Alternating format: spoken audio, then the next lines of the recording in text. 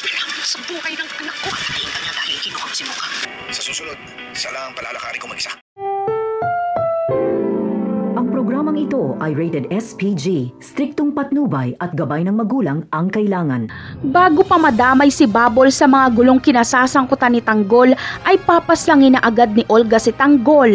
Ngunit hindi niya ito magagawa habang magkasama si Tanggol at Bubbles dahil siguradong papalag si Tanggol at magkakagulo. At tutulong si Bubbles kay Tanggol kaya madadamay si Bubbles. Kaya ang gagawin muna ni Olga ay mailayo si Tanggol kay Bubbles. Kaya naman, mapapadalas ang pagpunta ni Olga kay Bubbles. May mga gagawin siyang eksena para magmukhang masamang tao si Tanggol sa paningin ng lola ni Bubbles. At nang sa ganon, ay si Lola Betchay na mismo ang magpaalis kay Tanggol. Iisipin ni Lola Betchay na gulo lang ang dala ni Tanggol, kaya mas mabuting paalisin niya na lang ito.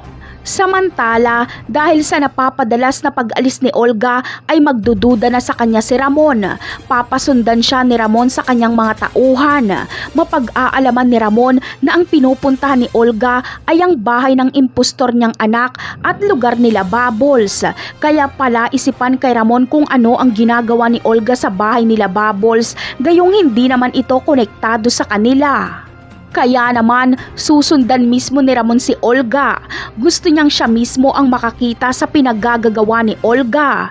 Ginagawa ni Olga ang lahat para hindi magkita si Ramon at Tanggol, ngunit siya din ang magiging dahilan para magkita ang dalawa. At ang masaklap pa sa pwedeng mangyari ay makikilala ni Ramon si Bubbles.